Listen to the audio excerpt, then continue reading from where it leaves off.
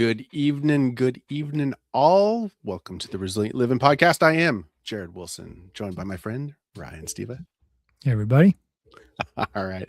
Well, everybody's rolling in. Okay, so I don't have a physical, tangible object. I've got to shout out to a new company that I'm working with. Okay, so you brought a tell, but not a show. That's it, exactly. All right. Okay, so Davidson's Firearms, right? I had heard of them, but I didn't know much about them. I've got connections with Chattanooga Shooting Supply and Palmetto State and Bear Creek Arsenal. So the rep for Davidson's calls me up, and funnily enough, his name is Jared, spelt exactly the same. And his last name, he grew up, or his family is like from here. Like I knew his last name. I'm like, oh, dude, like, okay, cool. Yeah. So he comes by, and so we get to talking, and I'm like, okay, well, what separates you? What's different about your company versus, any of the others, Lipsey's or whomever? He's like, well, the way we differentiate ourselves is we offer a lifetime warranty on every gun we sell, period, whether the manufacturer does or not. Cool. I'm like, okay. Yeah, that's rad. Like, I can't imagine. He's like, yeah. So basically, if your gun fails, not you dropped it, but it fails, you get a hold of us, we'll get you out a new one in like 3 days. Like, not fix your gun, we will get you a new one. I was like, dude. And I've got so many, like, the Mennonites in this area, and there's so many people here that like having a lifetime warranty is such a huge selling point. Mm-hmm. Like, let's go, let's do this. So he came in today. We finalized all of our paperwork and got everything set up. And so, yeah. So shout out to Davidson's Firearms, and we'll be dealing with them much more. I already got my first order in because somebody called in. It's like, hey, can you get me this 22 revolver? Like, I absolutely can. Text awesome. Jared. I'm like, hey, bro, I know you just left 20 minutes ago, but nice. It was. That looks good. Cool, man. Well, so today we're going to be talking about mental maps. Right? Yeah, that's an interesting one. Yeah. I hadn't really put it in those terms before as mental maps. I'd, thought of various laws or principles, but I started looking into like, what would you call them when you're looking at all these different things at once? Sure. And so I'd never really heard of it called mental maps before. Is that something you'd run into? I'd not processes, I've not heard maps but it is, functionally the way that it operates, at least in my brain, mm-hmm. it is a way of navigating through and these questions that can inform and direct and prevent us from going down bad logic, I guess. Right. Yeah, it's how to think. We were just talking before the show how to, like, it'd be interesting to do a show on like logical fallacies. Yeah. But this is kind of the opposite side of that coin. It's kind of like how to think certain ways of processing so that, when we run into something, it's like a shortened version. It's a shortcut to a greater understanding of something. So we can kind of shortcut that system once we understand these simple principles. Yeah, absolutely. And there's hundreds of them in reality, but I put together 10 of them that I use fairly consistently and have found to be extremely helpful in various ways. Nice. All right. So why don't you walk us through? Oh, first, hey, make sure you like, share, subscribe, do all the things, get this out there to, people who might find this helpful, useful, or whatever. So what do you got? All right. Well, so my first one was Chesterton's fence. Who is Chesterton? Is that as in GK? Yes, as in GK Chesterton. That's hysterical. So this is a principle that came from a short story that he had. Cool. And the short story goes that there's two men who they're walking a property and they come across this fence. And both of them go, and it's kind of a broken down fence. It's not real great. And the one man goes, well, this fence is in the way. We should tear it down. And it's, dilapidated and whatnot. And the other man thinks for a minute and he goes, no, we shouldn't, because we don't know what it's here for. Sure. The why. Why is it there? Right. Yeah. Yeah. And so the idea is, until you understand why a tradition is there, why a system is there, why a structure is there, don't just go messing with it. Sure. Yeah. And so we see a lot of cultures like we live in a time of extreme flux. And there's a lot of, like metaphor and other things that have kept certain societies on the tracks, for a long time, a lot of traditions that we have Sure. followed. And when you start stepping away from those traditions, you have to understand why they were there before you do that, or you really run the risk of crippling yourself, causing harm. Look at all the health issues we're having because we've stepped away from traditional foods and traditional processing of foods and things like that. Um, so this is a principle where, I think a lot of times we step out and we look at something and go, I don't need that. You know, Sure. is the traditional family really needed? Or can you have Right. or whatever the thing is that society is now telling us, or maybe it's just something we're looking at in our yard going, why is that even there? Do I need this? Sure. Um, so that's yeah, and in GK Chesterton's, like, the quote that came up from his book or his short story was, "Don't ever take a fence down until you know the reason why it was up, or why it was put up." Sure. I So mean, yeah. from like we when we were talking about like you're above your place up on Mhm. the hillside, you've got like those stone gabions or whatever, or are they There's some swales? off contour swales that, yeah, slightly off contour swales, but yeah. Yeah, so if somebody's just hiking that, they see those like, well, that's stupid. I wonder, that's there's no reason for those to be there, not knowing that's driving the water down that feeds that, spring down the end of the of the Yep. run. Like there, no, no, no, there's a reason, but you don't unless you understand water flow, unless you Mhm. understand that contour of the land and how that works, you wouldn't think of it. I Right. wouldn't have thought of it until you taught me about it. Yeah, and, to that point, there's, actually a lot of properties that I'm helping people with. I'll end up finding that they have old, they call them check dams, they weren't really swales at the time, but or Sure. there's a few other names that they're called, but basically, it's the function of a swale, and they'll have them on their property, and somebody will have put a driveway right through it. Oh, yeah, perfect place for a driveway. Mhm. Yeah, without fail, because somebody will have divided the land, and they're like, "I need a driveway to my house," and Right through so there. bulldoze right through it.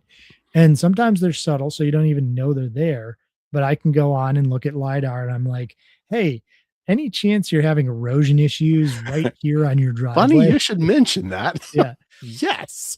yep, and just about every single time, they're like, "Yeah, what do you mean? How do you know?" How do you It's know, like, "Well, right? because there's a swale dumping water right there that's collecting it from the entire hillside, Sure. and somebody dug through that swale."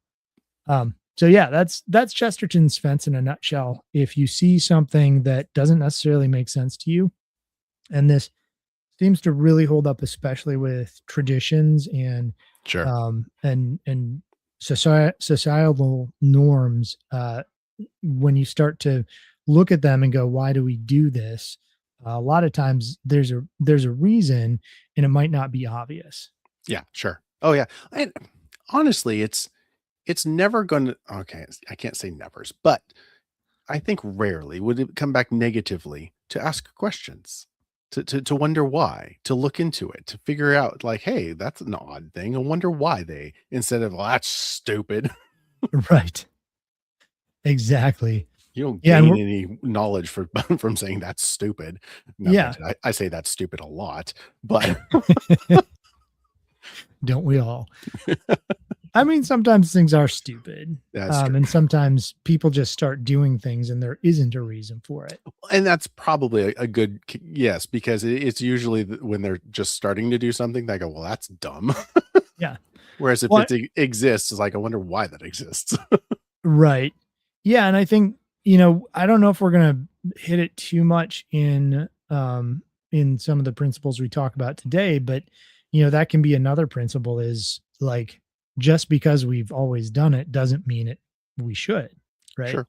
Yeah. Um, a lot of times, somebody else, I forget the exact story, but basically it was you know, daughter asks mother, "Why do we do this way?" And mother asks grandmother, and so on. And there's some actually pretty funny story that I can't recall at the moment. But basically, it goes back and back, and eventually, it's some ridiculous reason why somebody did it one way initially. Right. I think it was like, why do we cut cabbage this way when we? And it was, oh, because back in the Depression, all we had was a pot that was this large, and That we had actually to is in cut my the family. cabbage.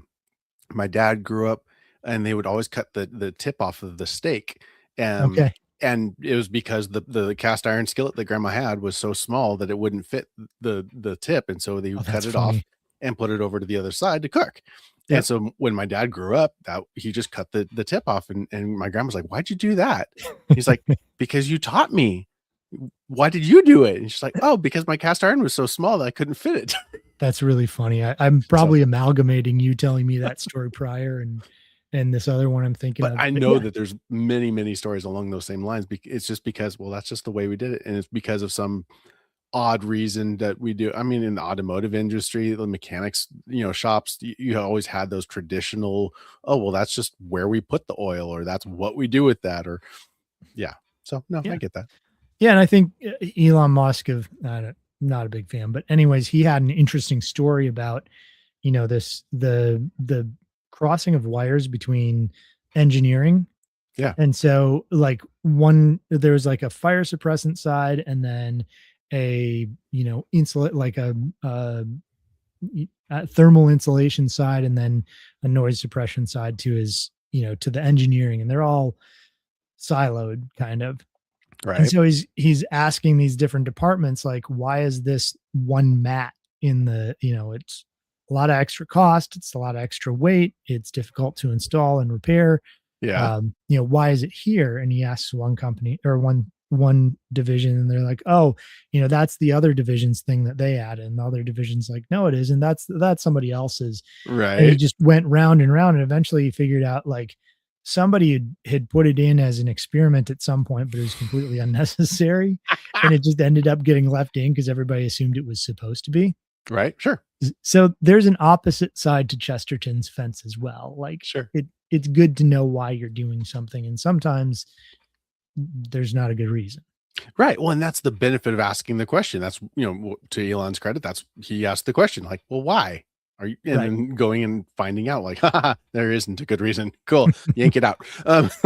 Well, there's that petulant 2-year-old why that That's we true. get annoyed about, right? But it's like there's a reason they're doing that. Their brain Yeah. is trying to figure out what is the purpose in this thing that we're doing, Hmm. or why can't I do that thing, or Yeah. whatever. Sure. So, well, the next law that I wanted to talk about was Goodhart's law. Okay. Now I hadn't necessarily put a name to it prior, so Oh, it's just kind of a thought process I had used.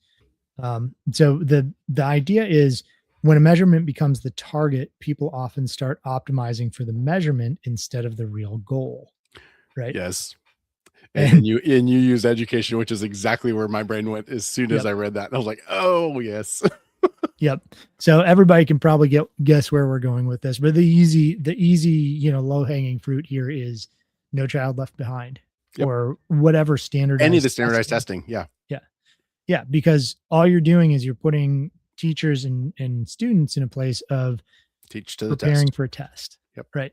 And they could have no applicable, no application ability for the thing they're learning whatsoever, But they can pass a test. right? Um, and so that's an absolute problem. But there's, I don't know, can you think of any other examples of Goodhart's Mm. law? I got fixated on that one. I was like, yep, that's Yeah. it. 'Cause I think it works in any case. So, let's say I worked at Walmart as a teenager, and the cashiers had items per hour was like what they were graded on, basically. okay. So, anytime you can make a measure and then you give an incentive for that measure, Right. people will go towards that measure. Sure.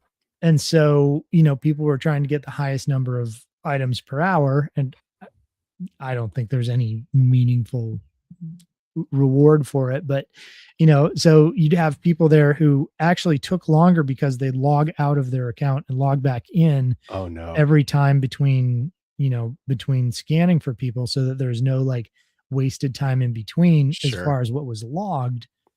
So it upped their numbers, but it made their lines take way longer to get through.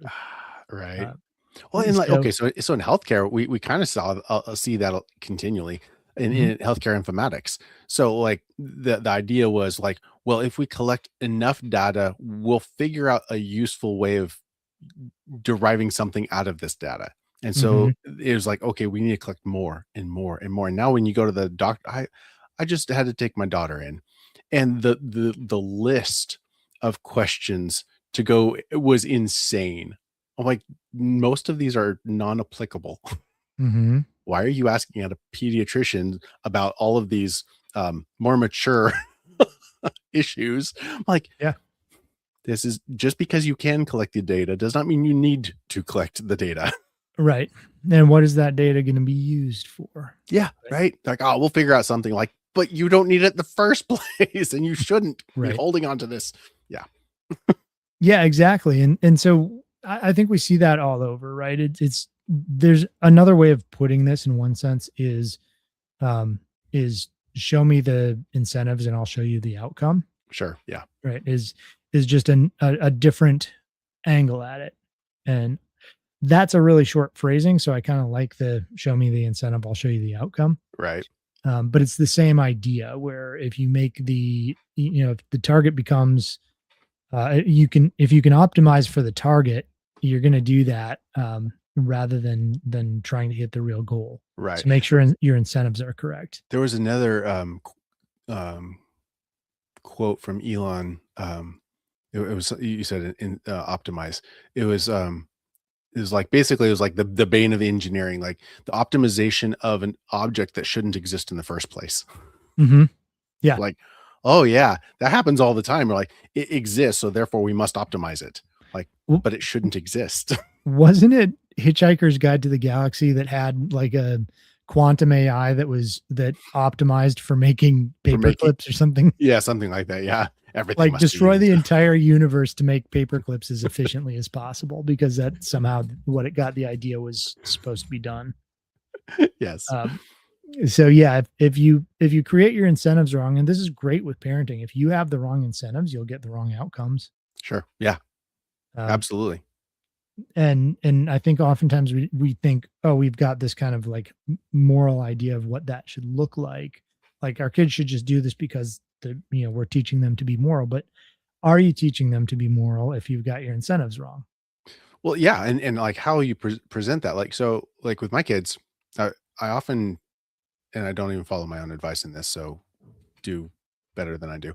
I'll tell them like, don't run away from something, run towards something. Mhm. Because, if you had a dog chasing you and you're focusing on the dog, you're gonna run into the tree, and then the Right. dog's gonna get you in the long run. If you have a destination in mind to run towards, and so in their endeavor to do better, if they're not it's like, "Hey, don't do that." That's not gonna be nearly as helpful as, "Well, instead of this, why don't we go this direction?" Mhm. Which is really Or truly the crux of repentance, right? right. That it's like, yes, turn, yeah, that's one thing, but then once you've turned, it's that continuous course correction of heading towards the goal. Yeah. No, absolutely. I mean, if I say I want to go towards Dallas and I hop on I-40 and I'm like, I'm going towards Dallas. I don't think does I-40 go it doesn't go to Dallas, does No, it? it's just going Okay. one It's like, west yeah, I'm going west, which is kind of approximately towards Dallas. And eventually I for need a to get while, on, and then it's yeah, not. for a while. Yeah. And so I need to know, be constantly aware of where I'm actually at. And when I hit that crossroad that I need to take a new direction, 40 is west from me, and that's kind of the direction of Dallas, and that's great. Or, maybe it's I need to get to Vegas, and it's like, well, Vegas is west. That is Yeah, I probably would take 40 part of the way there, right. but I-40. But at some point, I need to figure out where I need to exit and make my next turn. And yeah, absolutely. Knowing knowing not just where not to go, because I know I probably shouldn't get on, local state highway 53 because Right. that's going to go the wrong way. But somebody telling me don't get on 53 isn't real helpful Right. when I Yeah. need directions. I need to know where to go, not where not to go. Yeah. There's infinite incorrect answers. Exactly. And you're just going to frustrate your kids or whoever you're working with if you keep telling them, nope, wrong, try again. Yes, Um, exactly. Yes. Now, having a discussion instead of just standing the answer and saying, well, what are some possible options and let's war game it. Great. Yeah. And we might evaluate like, well, this is the way we have done it in the past. Let's talk about whether that needs to change or, whether that's going to work for this current paradigm. That's fine. Yeah. All right. Well, I think we've hit that one hard enough. The next one, number 3, is second order effects. And we actually kind of touched on this already with Chesterton's fence Yeah. because you might see the first order effect, but you don't understand what the continued effects on that are. Yeah. There's a fence in my way. I need to get through it or whatever, not understanding that there's a bull in the field. Right. Yeah, exactly. And we've talked about yeah, and not only is there a bull in the field, but like when you take that fence down, let's say it's going to go and impregnate cattle on the other ranch and it's not Yeah. the same kind of cattle, or and then you're going to have generational effects within your breeding stock because of that, Sure. or major losses in money. And so there's may not just be second order effects, but it might be third and fourth order effects. Yeah. Right. Yeah. I um, mean, the goats get into the orchard and, kill the very last remnant of that specific, species of pear or whatever. right. Yeah, or an example from my property. So let's say I've got a whole bunch of glass, glass bottles, and that was Okay. before plastic came along. That was all you really had, right? Right. And out here in rural areas, you didn't really have anywhere to put your trash, so you Right. burned it, and glass doesn't really burn. So, Right. um, let's say for 100 years, I got rid of my glass and got it out of my house, is out of my way. But the way that I did it was I threw it down in the spring at the bottom of my property. It's like, Yes. well, on the first order effect, you're like, it's out of my way, out of sight, out of mind, right? But the second and third and fourth order effects, which are, now my kids have to deal with it. Now it's broken and in another resource, Right. right? Now generations after me have to deal with this thing that I've created by dealing with the little problem that was in front of me. Sure. And so, you might, and the way I picture this is you look ahead and the first thing that's closest to you is going to look the biggest because it's the closest to you. Yeah. But if the thing you choose to do is really beneficial to that first order, but then then like, 5 or 6 orders after that, it's detrimental to, it'd be better to put the additional effort or money or whatever it is into the first and then allow it to play out in a way that's more beneficial later. Sure. Sure. So, got any examples, any thoughts on second order effects that you've run into? Maybe somebody doing, let's say, work on like a vehicle or something that you've come across. And you're like, Oh no. Oh yeah. Don't do your own electrical. Get somebody who knows what they're doing because the guy who comes after is going to hate you. right. I can't tell you how many, especially whatever it is about the side by side market, they love to do Mhm. their own stuff. And I'm assuming that there was a lot of beer involved because it's Right. like you can It's follow, okay to drink if it's a side by side, right? right? You can, as you're following the wires, you can see how much alcohol has been consumed because it's like it starts out nice and neat. And then Yeah. as it goes through, it gets more and more chaotic until it's an absolute, like there's electrical tape holding everything together. Nothing is soldered or spliced. Correct. Like it's just chaos. And it's like, Yeah. I end up having to replace entire wiring harnesses because there was nothing salvageable. Right. It's like, It's like, I fixed it. I made my brake light work. It's like, yeah, you did for a few minutes. yeah, but your engine won't run and Right. nothing else will work. We Yep. just shunted all the power straight to the brake light. Good Yeah. job. Yeah, I think the easiest way for people to understand this one, at least in our, kind of our realm, is, spraying for pests Yeah, or herbs. So herbicides, pesticides, fungicides, or even just chemical fertilizer. Like I can get a lot of corn to grow really fast and really big, and a lot of it, sure could. and but it has diminishing returns, Right. and eventually that land is going to be almost useless without restoration, um, and without the chemical inputs anymore. Nothing that I want is going to grow. Yeah, I mean, it's like being on a ventilator. Like Hmm. your body after a certain amount of time, your body struggles to regain the ability to inhale and exhale by itself because it's just like, no, I don't have to. It does it for me. Right. And your land does the same thing as it's trying to breathe. It's like, well, I don't need to because it's doing it for me. Yeah.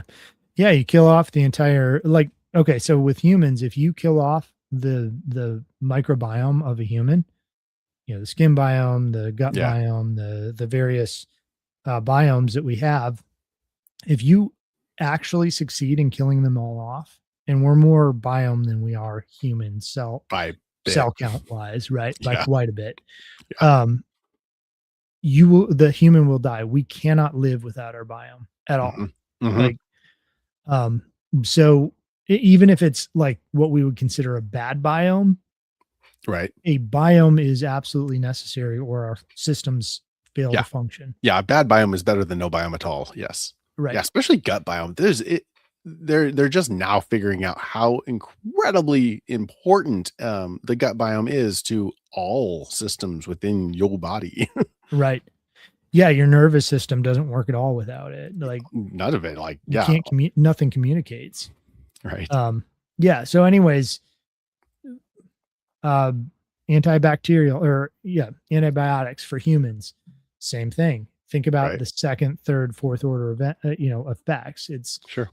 It's great to get over your sinus infection, but could we have done it a different way and not affected your entire biome Right. by doing an Okay. internal? You said microbial microbial stuff, right? Yeah. Antimicrobial stuff. There was, a huge push for this all antimicrobial everything.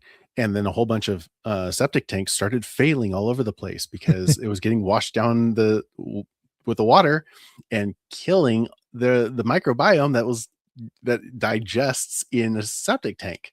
Yeah. And they all had to get pumps. Like, so we have secondary and tertiary, impacts of using antimicrobial soaps. Yeah, exactly. Well, and then you get your super bugs or, Yeah. Oh, yeah. whatever. MRSA, Yeah. C. diff, all of those were from, yeah. Oh, dude, those are Yeah. nasty. I mean, there's people who I don't know if I totally agree with them. Maybe I do to an extent, Okay. but there's people who suggest that we would have been better off never having discovered antibiotics. Oh, because of what we've created because of the antibiotics. Yeah, and because the downstream effects generationally, the mother passes on her biome to the children. Yeah. And so, all these other medical things that we've done, we don't understand how intertwined, the destruction of the microbiome, both, skin, oral, gut, everything else, like all these surfaces have this specific biome that should be well balanced. Yeah. And when it isn't, you'll start to actually have issues with childbirth. And then you'll need C-sections. And then the children don't get certain biome that they're supposed to get, skin biome that they're supposed to get from the mother. And Right. it just has all these cascading things that we don't even necessarily associate with antibiotic use. And so, Sure. anyways, that's the whole idea of this thinking about the secondary or second order, third order, fourth order Well, and a effects. lot of medications are that way, where we just Mhm. wanted to target the specific symptom, and we don't care about that's just well, one, that's just a symptom, not the actual underlying issue. Right. Um, and then, oh yeah, that symptom's covered up, but now you have all these other secondary things. Okay, Hmm. well, we have medications to alleviate those. They come with Yeah. their own consequences that you have tertiary I was talking to my daughter about that last night Yeah. because she expressed an interest in getting into pharmacology. I'm like, okay, let's talk about pharmacology. Yeah. Speaking of, Yeah. we'll see if we get her on or not. I think it's fine if I say this, but I was talking to Sherry Stickler last night, who Nice. is our local herbalist, awesome Yes. lady who Yes. I'm hoping to have on the podcast. So hopefully soon we'll have her on. Um, Yeah. but yeah, pharmacology is such a crazy one when you really dig in and start looking into the Who owns it? yeah, and the genuine conspiracies, because we always get the, conspiracy theories are just Yeah. made up garbage, right? Genuine conspiracies, like people conspiring together Yes. to create this system. And the original pharmacology was, well, first of all, it was snake oil initially, and then essentially, and then, Mhm. Rockefeller came in with the Flexner report and then shut down basically any what we would now consider alternative medicine Right. by using, yeah. Anyways, Oh, no, yes, no, can't have that. right. You must use our petroleum byproducts. Right. We gotta figure out something to do with this stuff. The solution to pollution is dilution, right? Delusion is Put it. it in the people. It's Yeah, anyways, um, oh yeah, goodness. you Oh want yeah. to spring? I Are was you gonna say familiar with our fourth principle here? the Pareto principle. No, Mhm. you've mentioned it a couple times when we were talking, and you've used it. Oh yeah, the 80-20 rule. Yeah, yeah, yeah, Yeah, yeah, yeah. yeah. So a lot of people know it by the 80-20 rule, which is relatively simple. Basically, a small, the most simple way to put it is a small portion of causes often produce the largest number of results. Oh yeah, yeah. And You can get most of the way there with not a whole lot of effort. It's that last little bit that costs a fortune and time and effort and money. yeah, exactly. And sometimes it's worth getting to that 100%. Sure, it's Sometimes definitely it's worth not. working towards it. But Yeah, yeah, sometimes it's not. It's like 80%. We are good. that's right. I mean, like my chicken coop, right? And my Sure. chicken coop and run. It's like I could do the additional 20%. I could run like a permanent electric wire. I can run, Right. a hydrant right out to it. I could make it look prettier. I could put a bigger gate in, and all of those things would get me that last 20%. But do I need it? And realistically, no. The 1 or 2 weeks a year where I'm gonna run a ceramic heat element out there for them, Right. or something else just to get them by during the really cold nights. Yeah. Um, I An extension cord from the house is fine. Yeah. Oh yeah. Oh yeah. So I was talking to a customer. We were talking about night sites and like the little fiber optic ones. Mhm. I'm like, yeah, that's really cool for that one little window in the evening and the morning that allows you to have better visibility. Right. Absolutely. But then it's more fragile all of the rest of the time. Mhm. Is it worth that and the additional cost? Like, it's not usually. I mean, like, yes, there's going to be those rare instances where, oh, because I had that. Yeah, there's always going to be an outlier. There's always that doesn't Right. disprove it. The vast majority don't need it. And Mhm. so, yeah, it's really easy to get caught up in the trying to solve all of those little nuanced possibilities. I'm very bad at about doing that myself.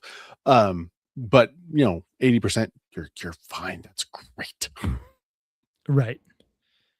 Yep. And so I think it's good to be aware of this principle, right? It's also good to realize that, like, sometimes we do need to get to that 100%, and or at least close, maybe 95%. And we kind of calculate that the time that it takes is going to be that 20% that gets 20% of the time, effort, and money that gets Yes. us to the 80%, and we Yep. don't calculate beyond that. Yep. Yeah. I mean, like, say like with my pants. So I've got some proper pants on. They are not the best pants in the world. They aren't, but they they meet all of my criteria. They are durable. They have the extra wide belt loops. They have the stretchy panels on the sides. They're reinforced gusseting in the pockets at a price that's reasonable. So I am solidly 80%. Yep. Yes, there's some definitely ones I could spend $150 to $300 on a pair of pants. Why would I do that? Like, Right. that doesn't make sense. I can spend that money on something. I could have more guns, yay. Why would I get in my gun budget to have pants? Yeah, right.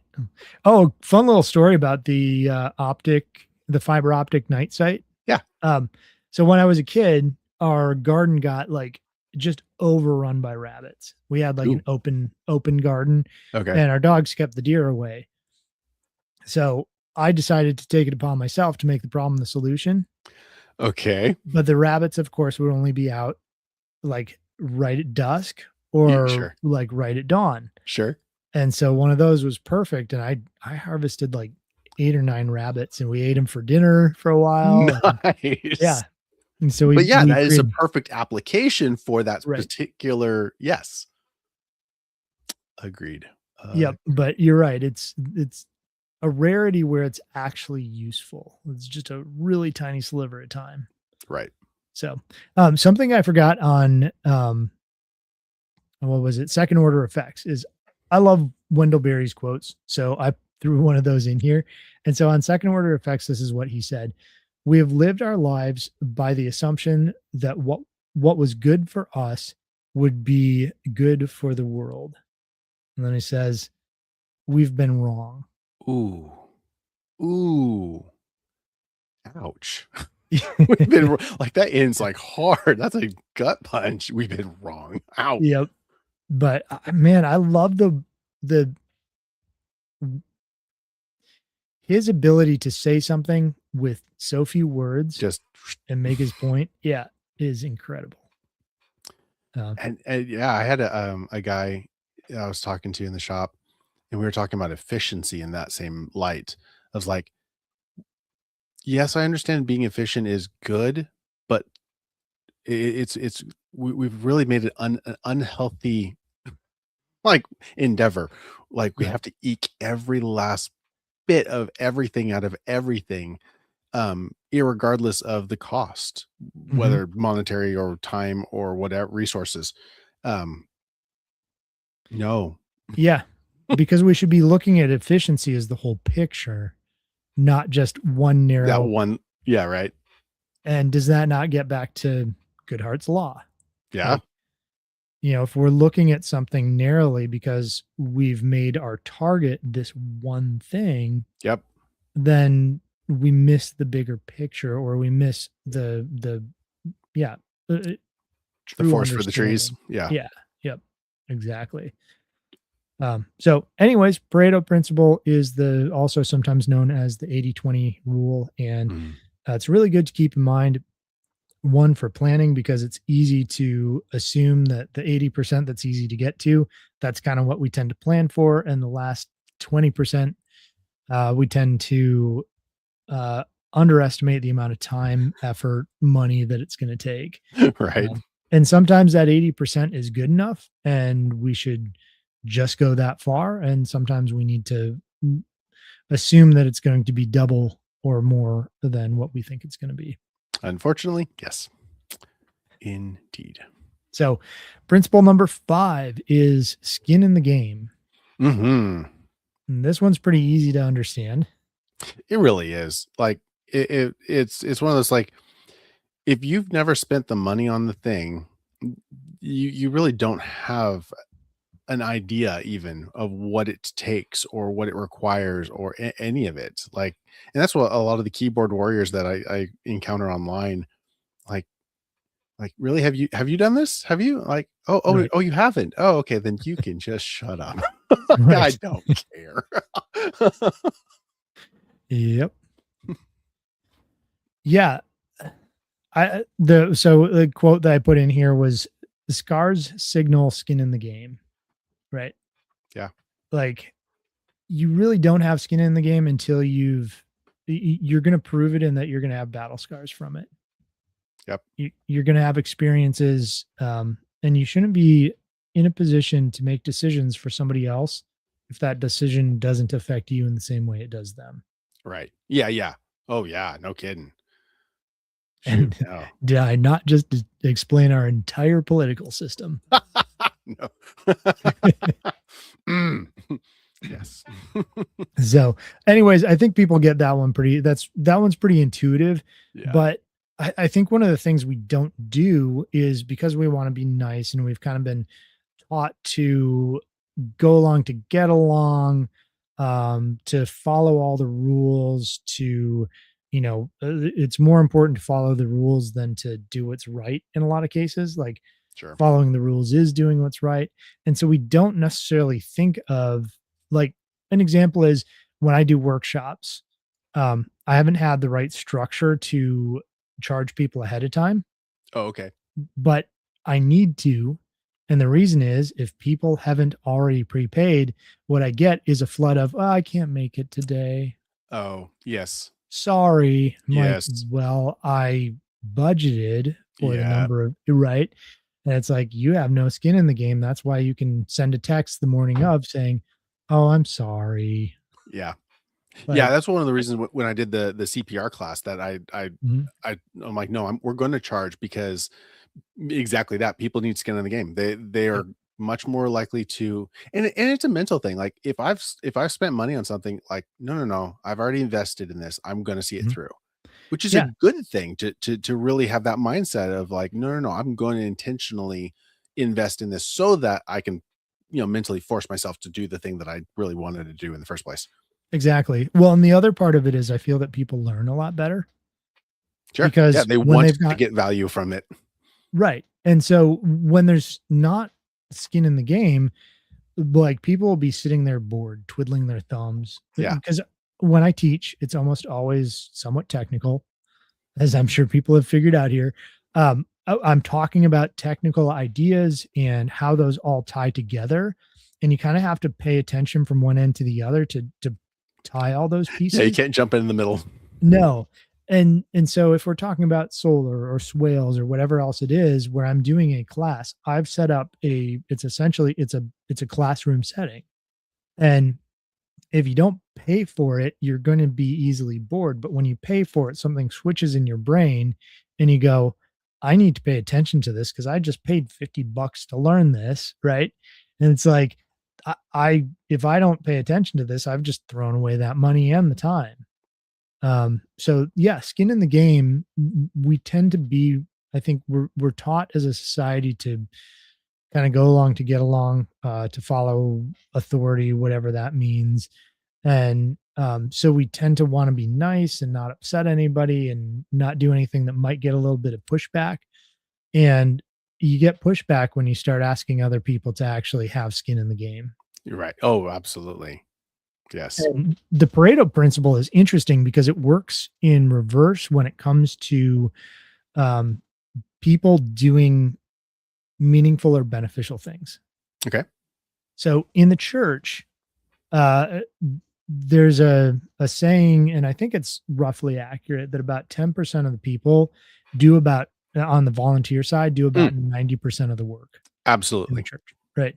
You've got the sound guy who's like, like you, dedicated, who's there, who's like, Yep. I'm gonna get everything right, and I don't care if I'm being paid, right? And Yep. then you've got the person who's like, oh, I'll come on Easter maybe, right? Right. And yeah, as soon as there's any work to be done, they're out the door Poof. before it could be, yeah.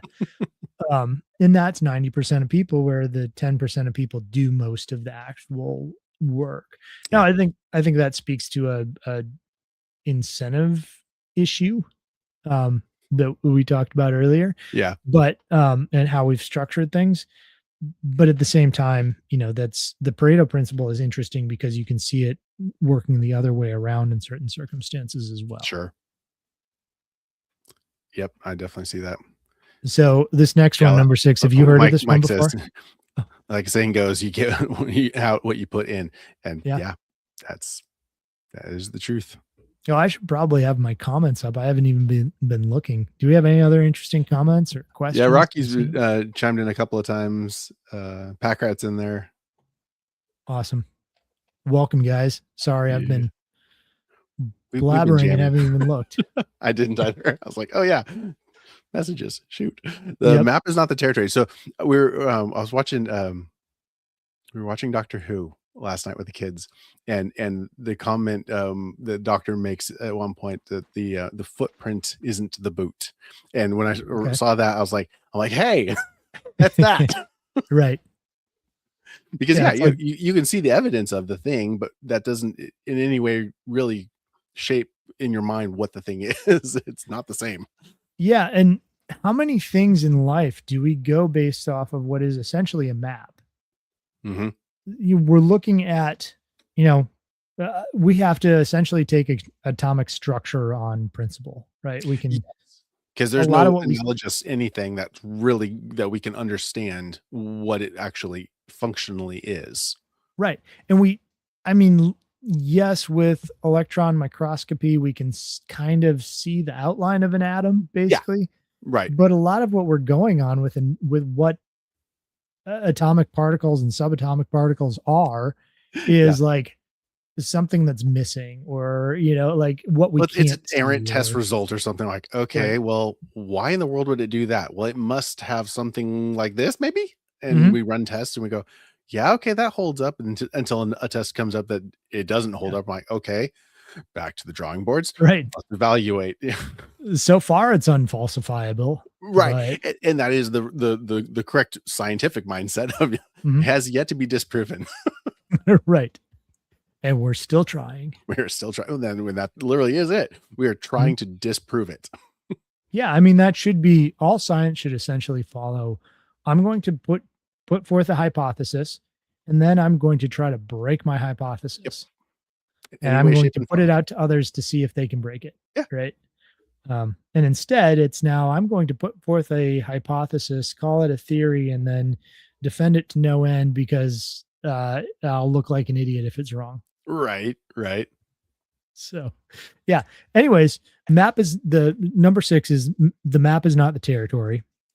And so the basic idea here is a map gives you an understanding of what the territory might be, Right. but a map is not going to show you. Like today I went out with my kids and we walked through. The neighbor said we could go up through their 20 acres that nobody's been to in like 15 years. Nice. And so we started walking up there and pulling out.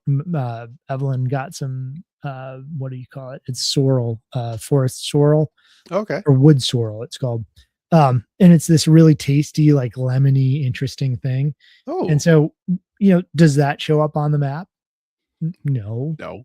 Does every single outcropping show up on the map exactly? No. Is that tree there? No. Um, the map, and that's where we get really confused. I think a lot of people see science and they're like, "Oh, we know what the atom is. We know what an electron is." And it's like, "Do you?" No.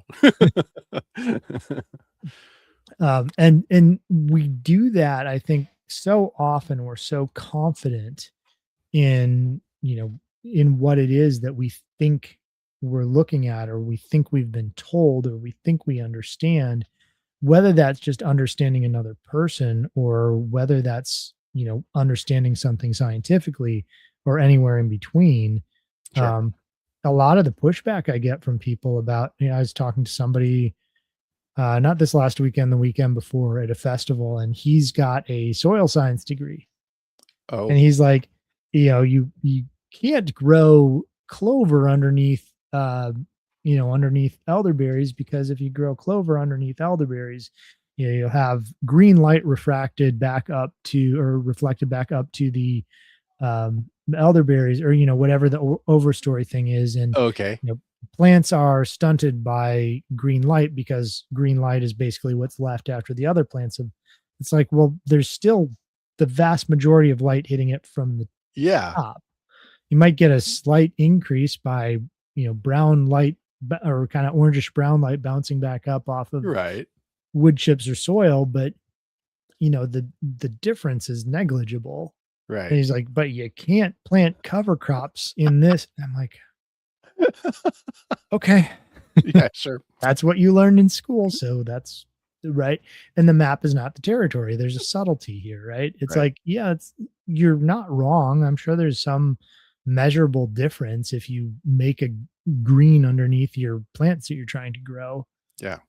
But Well, what are the other trade-offs that you're giving up? what was the adage that, the Colosseum's full of engineers and mathematicians, and they said, if you and a woman were 6 feet apart and you divide it in half and divide it in half, the all the mathematicians like, oh, I would just give up because I'll never get there. It never reaches zero. But the engineer's like, yeah, but I can get close enough for practical purposes. Right. Yep, exactly.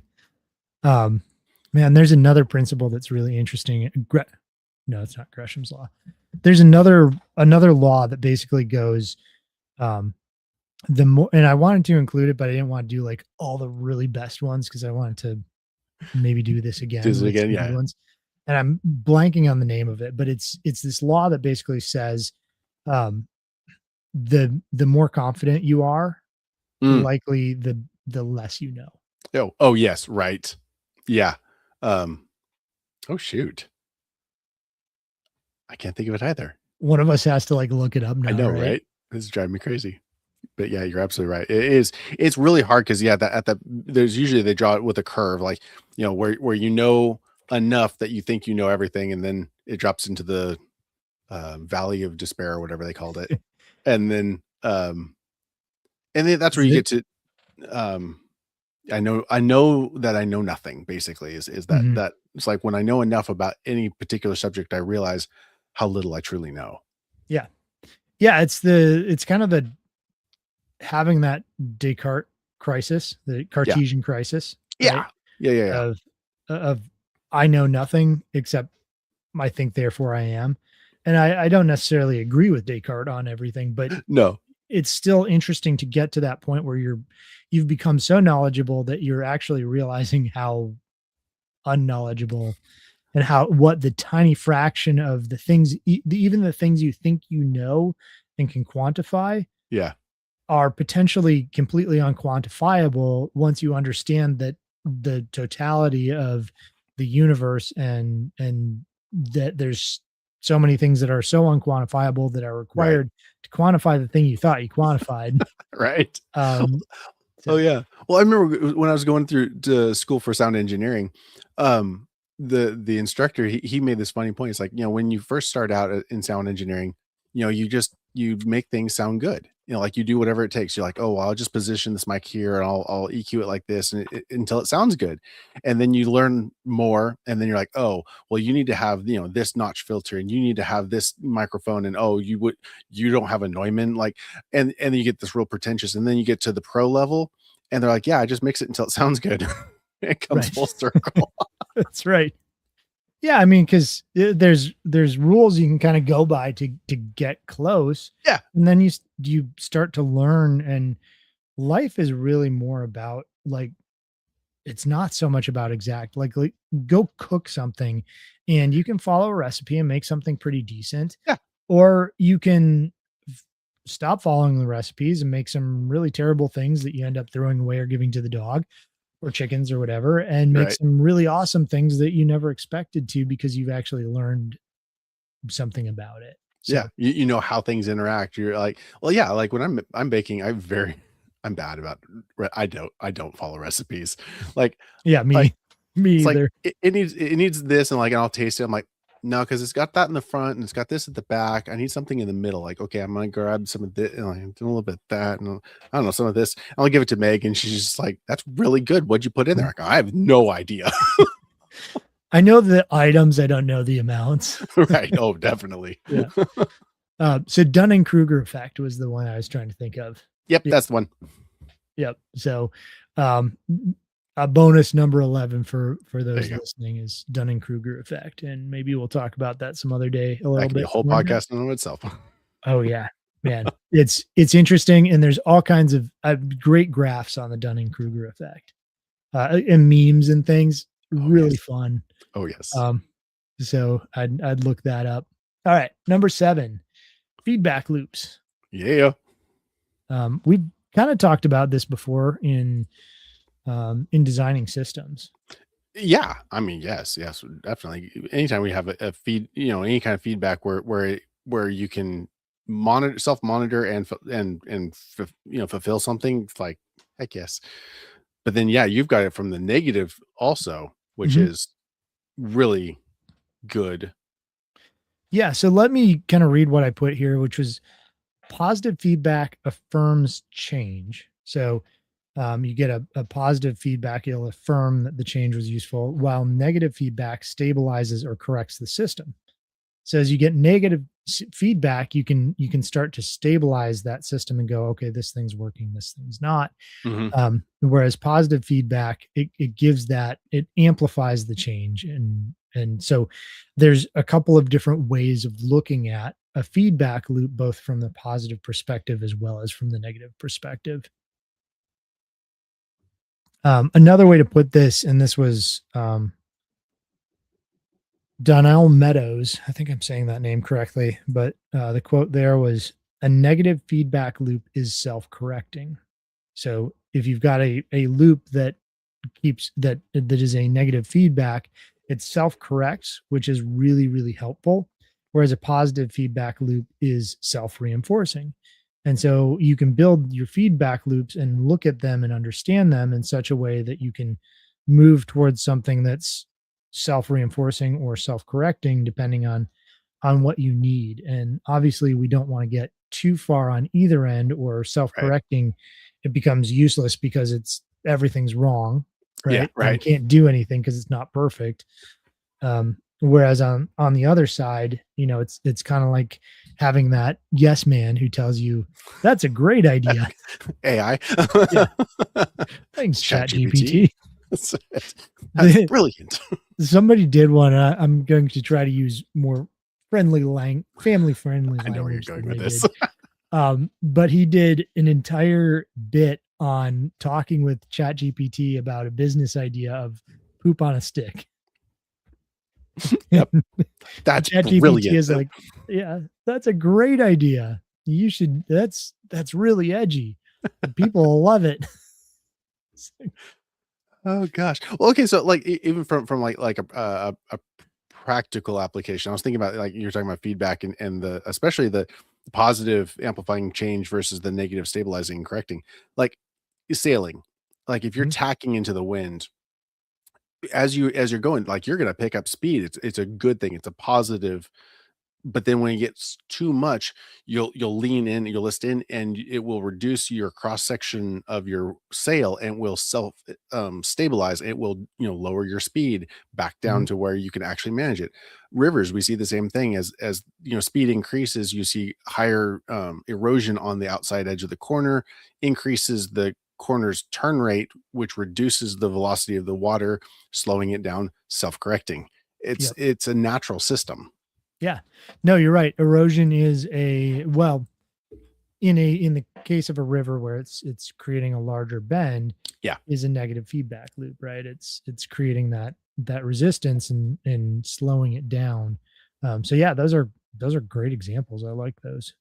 Um, all right, Jared, have you ever heard of Posywid? I had not. I was trying to figure out how you were gonna pronounce it. It's like Posiwid, uh, Poswid? I don't know. yeah,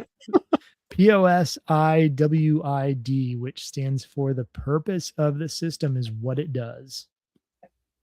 So, uh, It have you exists to come exist. across this? Yeah, have you come across this idea before? Bureaucrats? Well, that's kind of, yes. We can go down that road if you want. Um, but the idea is that rather than a system like we that's some thunder. Is that what that was? Dang, dude. Yeah, yeah, thunder on my end. Um, Rather than a system like, well, okay, yeah, let's go down the political rabbit hole here for a minute without getting on one side or the other. When the system is supposed to do something, or we're told this is Yeah. how it works, this is what it's supposed to do, but it consistently does something else, then the purpose of the system is not the thing we're being told it is. Yeah, it is what it actually does, not what Right. it was supposed to accomplish or you're told it's going to accomplish. Right. And Agreed. people get this confused with the the intention of the system is what the system does. That's not the wording here. It's the purpose of the system is what the system does. So whatever that output of the system is, is its purpose. Yeah, it is actually doing exactly what it's designed to do. Now that Mhm. can be changed or that could be wrong, but Right. it is doing what it's supposed to do. Yeah, it doesn't mean it was necessarily intentional, Yeah, but and what happens is you get the iron law of bureaucracy anytime you get any type of system. And so as soon as you start something that, whether it's a business, a government, a church, whatever, right. um, once that system is in place, whatever it produces is what its purpose is. And with the iron law of bureaucracy, that system or organization will exist for the purpose of the organization rather than for people or for whatever it claims to be doing. Sure. Sure. It's whatever it does is what its actual purpose is. So, like Red Cross's purpose is to make some CEOs very, very wealthy and give them private jets. Mission accomplished. Right. You know, its purpose is not helping people in disaster zones, because it doesn't do that.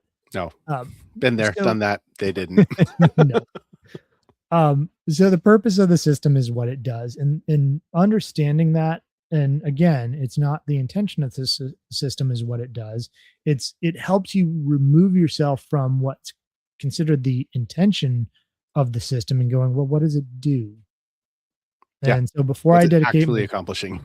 right. So before I dedicate my time, my money, my thoughts, my effort in any way whatsoever, I'm going to look at Posywid. What does the system actually do? Not what am I told it's supposed to do, or what is its mission statement? It's Yeah, that's just what does it PR. do? Yeah, exactly. Do not fall victim to the PR. Yep. So Stafford Beer was the one who person who came up with this concept, and I believe he was a communist of some variety.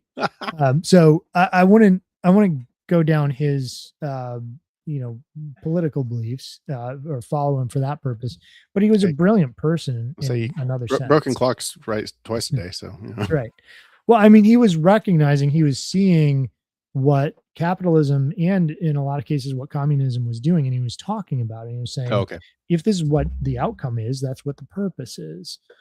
And so I think he even spoke against certain communist regimes, even though he still thought, you know, we didn't we didn't try communism the right way, or Right, you right. know, something like that. But he said, no point in claiming that the purpose of a system is to do what it uh, constantly fails to do. So again, Yeah. Posywid, the purpose of the system is what it does. Just something to keep in mind as we're processing through and looking at something. Don't look at the mission statement, look at the actual results. Yeah. Where are they actually spending money? What are they actually accomplishing? Mhm. Yep. So number 9 on mental maps is leverage points. Ooh, I like that. So the idea here is a small shift in one thing can produce big changes in everything. Sure. Yeah. So Oh, I shared a TikTok. I want to say that was this morning or yesterday. It was a guy. It was like small, consistent, whatevers will result in much bigger change than occasional big effort right. ever will produce. I was like, dude, Mhm. that's awesome. Yes, yes. Small consistency is way, way more powerful than occasional, large whatever. Yeah. Well, and so one of my fun examples of this is literal leverage. So I had some friends who were trying to put in a garden, and um, they they had big trucks, very nice big trucks, Yes.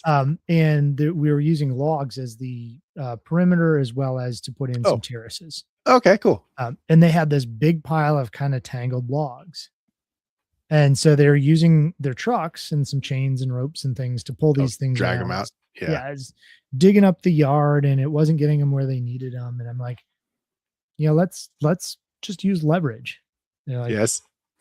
how? You know, because Let's go back to because third grade. yeah, What are well, our simple I mean, machines?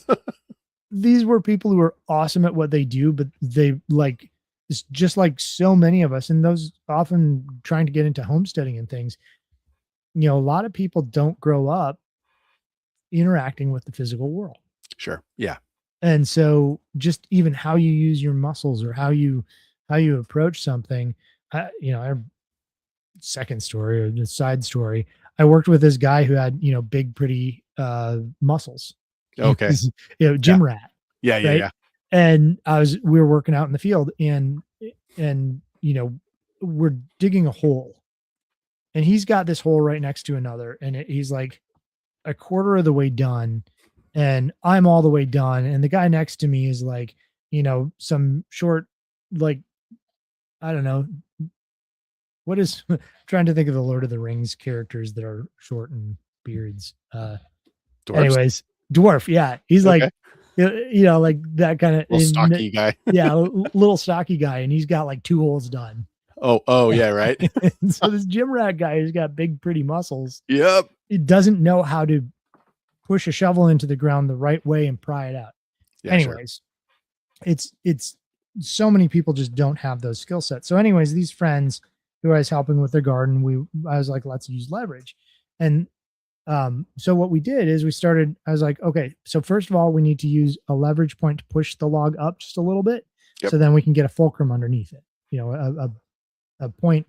And then we can balance that and we can turn the log the way we need it. And then we can just roll the log into place. And it took so much less effort and so much less time Yes. than using a big old truck to drag it around. And it was just, I don't know, it's leverage points. There's so many things that that's the perfect analogy for, you know, making the things that we need to happen by just making a small change somewhere and thinking about how we're going to do it to make that bigger thing happen. Oh yeah. Well, and we see the same thing in business. Like in my last business, the biomed firm, we pivoted, right? And Mhm. which is exactly that. It's like we literally were like, okay, we are here. We can use our exact same infrastructure, our same skill set, and we can just eat. And now we're Mhm. here, and we're able to service this entire other sub industry that wasn't being taken care of, and we're completely capable of doing it. And it was Yeah. really easy for us because we just literally had to just shift gears just ever so slightly, and we were there. We were ready to go. Yeah. Have you ever seen vacuum cannons? No. They're very interesting. So you basically on the end of a cannon, Yeah. you can put a seal on the end of it that can Okay. break as a projectile goes through it, Okay. and you can create a vacuum inside the cannon. And so when you release the vacuum, when you allow air behind the projectile, Uh-huh. that It vacuum is what pushes the projectile out. it actually Right. sucks it forward. Yes, exactly. And so you can combine that with, say, air pressure, intentional air pressure behind Yeah, it, sure. and put those 2 systems together. And there's people who can get, you know, like a ping pong ball going supersonic speeds, Oh, geez. right? Yeah.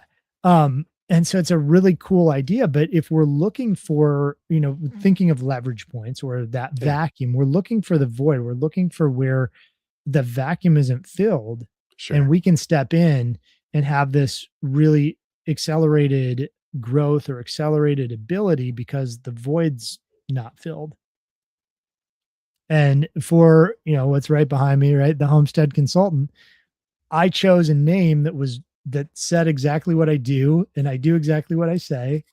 And that fills a void because I literally have people calling me from all over the country going, I need somebody who consults on homesteading, Alright, right? And you gotcha. came up, whether, you know, in my search, and it's all I could find. And it's like there was a big vacuum, Sure. and there still is. And that's why I work with other guys who do the same thing. I'm like, there's more than enough work. We need Mm, to help people out. How do we mhm. do that together? So, anyways, the idea of leverage points, another way to think of it is filling the vacuum, you know, uh, pivoting, as you put it. Um, but seeing those opportunities and realizing that we can do a lot with a little, Yeah. um, seeing Oh, yeah. potential energy, right? Mhm. A Well, rock at the top of the hill has a lot more energy than a rock at the bottom of the hill. you're right. Well, that's why I talk to my son often because he's getting to that age where he wants to have his lemonade stand or whatever. I'm like, okay, that's cool. I'm like, look around to the world around you. What is it that people don't want to do? Do Mhm. that. Yep. Do it. I mean, Yeah. if you're willing to do what they don't want to do, you'll get paid. You will. Mhm. Yeah, the amount of money I've heard of people making by creating dog poop cleanup services. Right. Yeah. Something is, it's like, it's just whatever people don't want to do. Yeah. Like they don't want to risk their health. So they don't want to do, hard labor jobs. They don't want to Mhm. risk their money. So they don't want to, build businesses. They don't want to risk, like, there's risk involved. And so if you're willing to risk those things, there's money to be made. Yep. Yeah, absolutely. And, oftentimes the more creative, the more useful. Yeah. Um, so we talked about poop on a stick as a business idea. Right. A very funny YouTube video, if you ever want to look it up, is there's a lady who does moose turd items, and so she makes items she sells out of moose turds, and she's got this hilarious, extremely deep Maine accent, Okay. and so she's got her biggest selling item, which she apparently makes quite a bit of money on, is the moose turd clock. And at every half hour increment, there's a turd. So 2:30, Oh god. 2:30. So maybe poop on a stick isn't the worst idea if you figure out how to Oh, sell it. But oh my gosh. Hey, you gotta find that market. yeah, You I own it. mean, if you can make people laugh, Yeah. if you can give people information, if you can provide a good or a service that they can't easily get elsewhere or that they don't Right. want to do, you really can. Um, you can use those as leverage points to build something that becomes something more over time as you work on it and as you narrow it down. Oh yeah. Well, also, I had Mike was in the shop and he was talking about making like these little figurines, and he's like I can customize them. So like if you had a specific character, or you're like Dungeons and Dragons, it's like if you had a specific character, he's like we can go through and we can pick out exactly what facial hair they're gonna have, what hats and ears and everything. He's like, and I can 3D print your specific, little figurine just Mhm. for you. I'm like, dude, that, like, can you imagine going to a comic book store and having a guy set up there and going, "Hey, give me 10 minutes and I'll make you your own, like, while you go peruse, like, Yeah. come back in 10 minutes and it'll be ready for you." Yeah, and $20, Exactly. I'm like, who cares? "Dude, Like, yeah, freaking awesome." yeah, absolutely. You pay for your 3D printer pretty quick that way. Yeah. Michael says, I told the new guy at work, working with you is like working by myself, only harder. That's true. I feel that one so very deeply. All right, man. Oh, Number 10. Have yeah. you ever heard Good of old this one? Occam's razor. Yeah. Love it. Do you want to explain Occam's razor? So, um, the simplest solution is usually the right one. I mean, Yep. it's one of those cut and dried, but like it's one of those stupid simple ones that we kind of overlook. We're like, no, no, it's got to be complicated. We got to come Yeah. up with the complicated solution or the complicated reason or it's like, no, it's usually the simple, stupid one. It's Yep. not usually. Well, the caveat to that is it's the simplest explanation that fits the facts. Well, and that is an important distinction because it's really easy to overlook facts or add additional information that's unsupported Mhm. and in order to justify a conclusion. So yes, yeah, and having being honest in our approach to how we gather those facts and then how we evaluate those facts and then apply that to the solution using Occam's razor, like, no, this is probably this, and the scientific method. We're trying to disprove our conclusion. So we go through and Right. evaluate and try to disprove these things, like, well, but this, so it shouldn't be that. Oh, Mhm. but it is. And so, yeah. Yeah, exactly. And so we're looking for the simplest solution that still fits the facts, and being willing to, as facts come in, if we can verify them, change our mind Yeah. and change our opinion, at least until more facts maybe come in. Um, and I think leaving that open is really important, because we tend to go, here's the facts, here's the way I can explain it, and all Done. Walk done. away. Yeah. And this is where conspiracy theorists kind of drive me crazy. Okay. Is, my conclusion is that because we've been lied to about so many things, the earth must also be flat. Yeah, the baby out with the bathwater, right? Right. Yeah, Yeah. because when we throw away everything that we have held as fact, what are we left with? Hmm. So, yeah, at what point where do you? And that's where a lot of what we've gone over this evening and in past podcasts is really important. It's like, don't throw the baby out with the bathwater, because there Yep. is an empirical truth. There is Mhm. reality. Reality is absolute. It is not subjective. It is objective.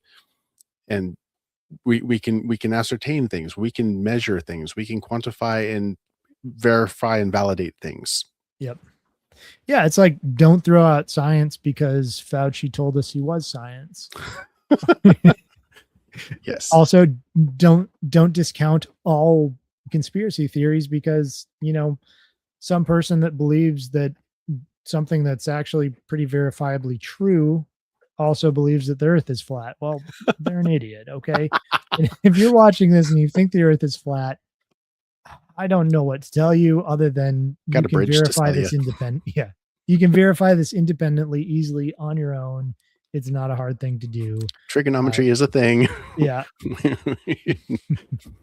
I don't think you even need to get into trigonometry. I think you can do this with pretty uh pretty simple deduction and maybe even a little bit of geometry, but There you go. Yeah. doesn't take much. So I don't mean to insult anybody, but flat earth isn't a thing. Nope. It's not turtles stacked on top of each other either. All right. So whatever you've come up with, that's probably not correct. It's a ball. Yeah. Everything else in the universe is a sphere, but the earth is Except flat. that's right. Um, Oh shoot. All right. I Is was there anything else? Yeah, I like your quote.